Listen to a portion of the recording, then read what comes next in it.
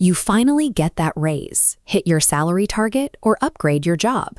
You are objectively bringing in more money. But when you check your bank account at the end of the month, that tight, anxious knot in your chest feels exactly the same as it did 5 years ago. We are taught that financial peace of mind is a simple math equation. If your income outweighs your expenses, you win. Yet millions of people balance their budgets, save appropriately, and do everything right on paper, while still living in a state of constant financial panic. The math is correct, but your reality is being distorted by an invisible psychological filter. True financial scarcity is rarely defined by the objective number sitting in your checking account. It is defined by how your mind subjectively perceives that number through this hidden filter. Financial psychologists like Dr. Brad Klontz refer to the foundation of this filter as money scripts. These are deeply ingrained, unconscious beliefs about wealth that we form during childhood by watching the adults around us. You might internalize the idea that money is inherently scarce and will inevitably run out. Or you might absorb the belief that wealth is corrupting and that having it makes you a bad person. This diagram illustrates how these unconscious beliefs operate. They point inward, trapping you inside a rigid financial comfort zone.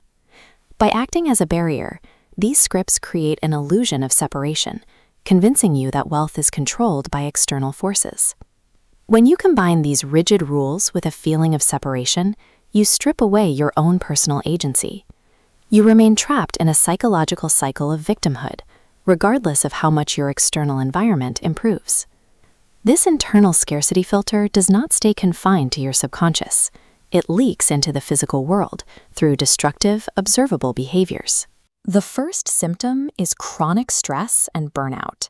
This happens when you adopt the false belief that your value as a human being is strictly equal to your economic production.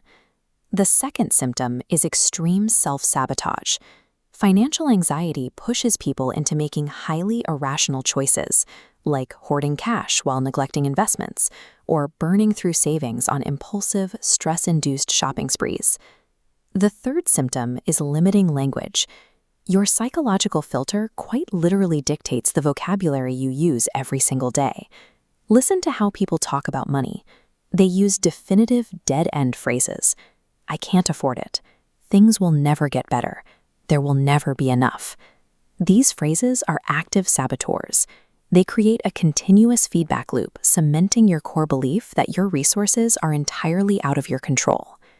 Real abundance requires a shift in conscious perception, recognizing that your internal narratives dictate external results. The first actionable step is observation. You have to actively listen to yourself and intercept your own limiting language before it hardwires your brain for failure. Take a passive, dead-end statement of victimhood and force it into an active, problem-solving question. This cognitive rewrite is fueled by gratitude.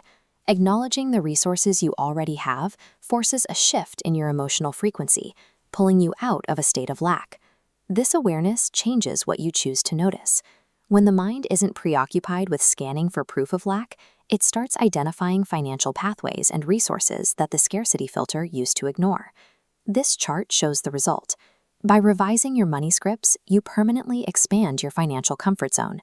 The barriers break down, increasing your capacity to build and sustain wealth without triggering unconscious self-sabotage. Stripping away the filter ends the cycle of reactive stress. Once the scripts are revised, you stop fighting your own subconscious and start making financial choices based on present opportunities rather than past fears.